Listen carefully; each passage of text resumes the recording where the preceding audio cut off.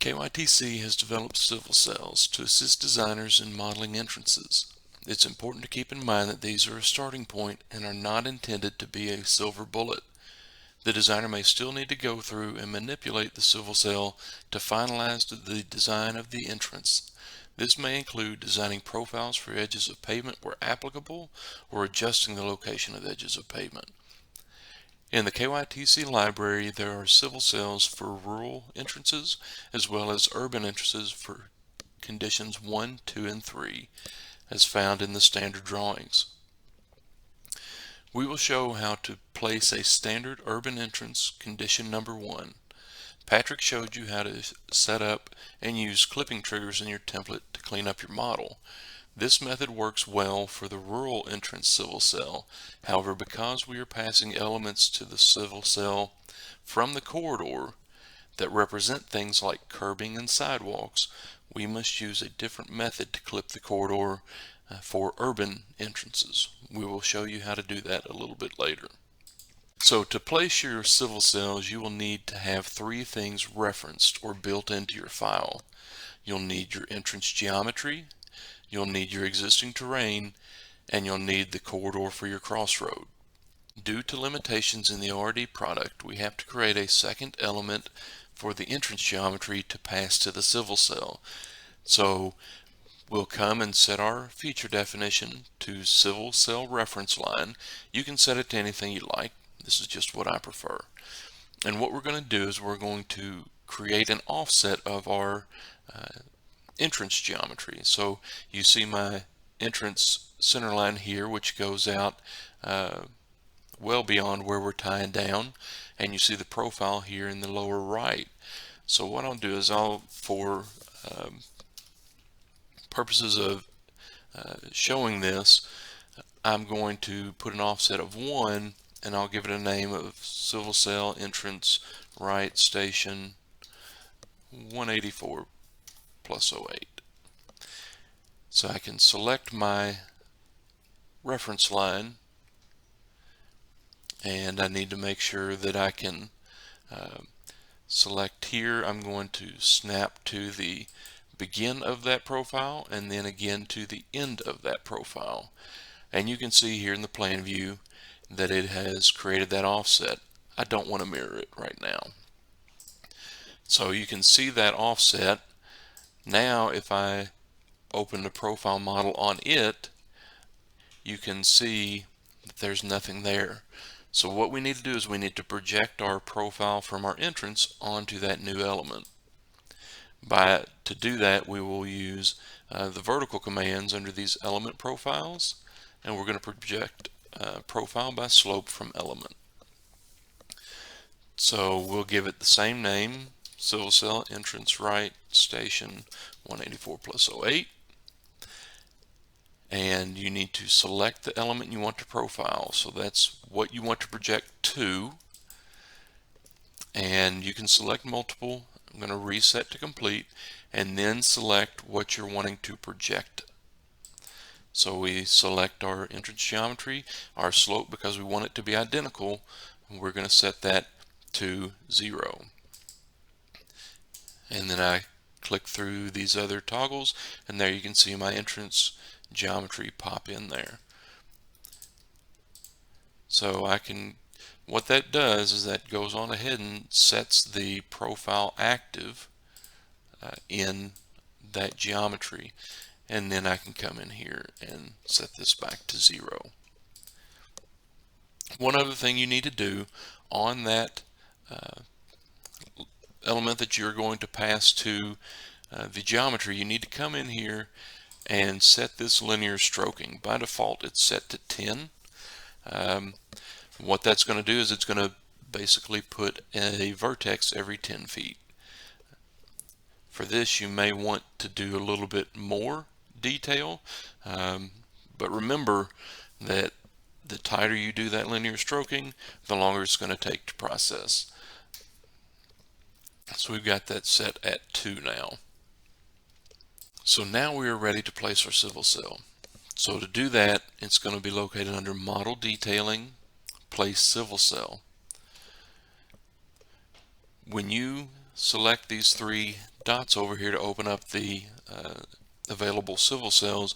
The first time you open that up, when you've started Open Roads, it will take a minute to load all the DGN libraries containing civil cells. So here are all the civil cells that KYTC has available in their workspace. You see the KYTC Entrances DGN library, and you can see the civil cells for rural, urban condition 1, urban condition 3, and urban condition 2. We're going to place an urban condition 1, and you see a preview of what that's going to be. The red lines represent elements that you're going to have to pass as references to the civil cell, and the black are other lines that the civil cell will generate. So we go and apply that. Now here's where we need to pay attention. So on your heads up prompt, it's telling you locate reference element, entrance centerline from geometry. What that's wanting is that element that you just created to pass to the civil cell. Then it's asking for the crossroad EOP from the corridor, so we go and select that. The gutter line from the corridor, top of curb, back of curb, front of sidewalk, and back of sidewalk. So once I've passed all my reference elements, Open Roads is going to give me a wireframe preview. You can see the entrance sticking out here, and then there's also some line work in here underneath what I'm seeing for my corridor. So you can change the direction of any of these lines if you need to. Once you've gotten that set, you reset and accept placement of the civil cell. And there you can see my civil cell popped up in my 3D and also in my plan view. So the civil cell has been placed using default values. So the default lane width is 6 feet for a 12-foot total entrance. And all of this is customizable to your situation. So what we can do is we need to come in here and we need to find the offset where we can change this, and we can say instead of 6 feet it's 12 foot here. Open Roads goes through and adjusts that. Same thing on this other side.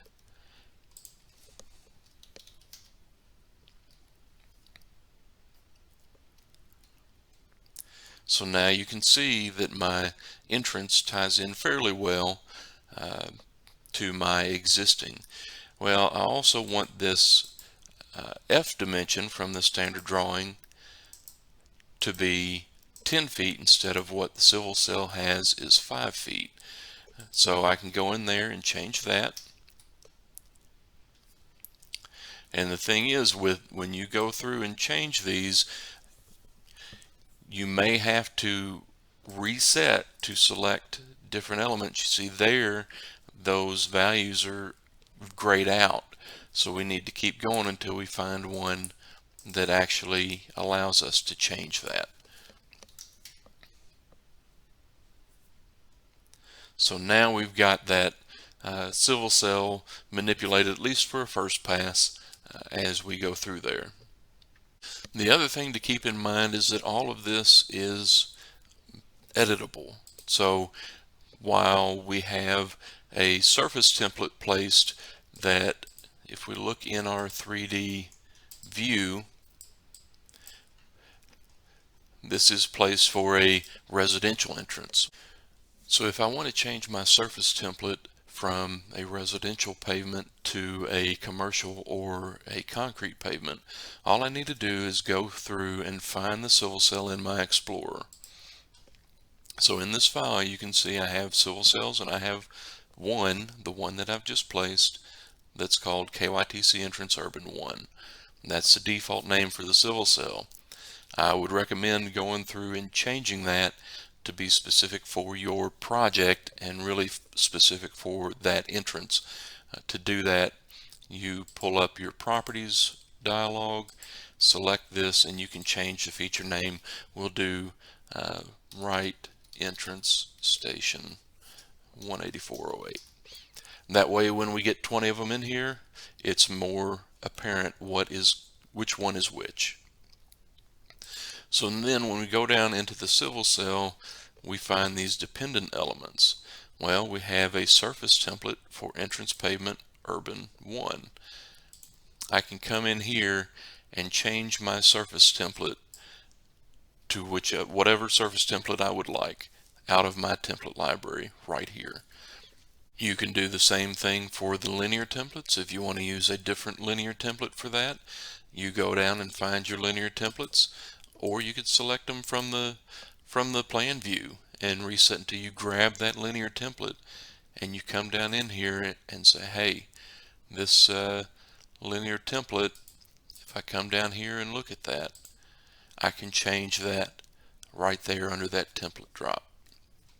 Something to keep in mind is that the pavement and the cement concrete entrance pavement do not operate or do not function like a corridor does, because they're not corridors. The linear templates are actual corridors and will operate and behave like a corridor would. You can go in and manipulate them like you would a corridor. But the pavement areas are actual surface templates that are applied to a terrain. So the terrain is built off of the elements of the civil cell, and then the surface template is applied to that terrain. Once you're done manipulating your civil cell, you can establish a clipping feature for your crossroad corridor to clip out in the area of the civil cell. When you create this shape, you will want to make sure that you turn off persist snaps, or you will not be able to assign that as a clipping element to your corridor.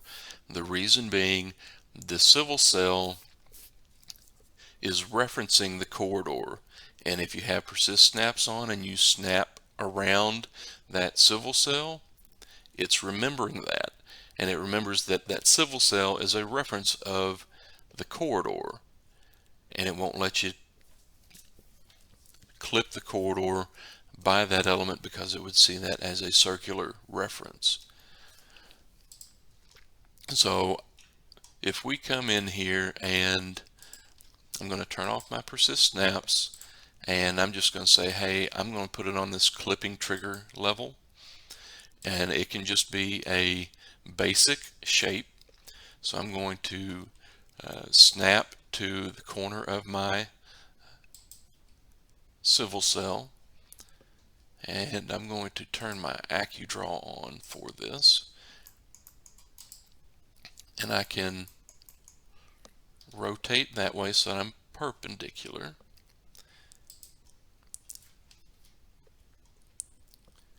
And then I'll snap here, here, and go back to the beginning. So now I'm going to orient my 3D view so we can see this happen in real time.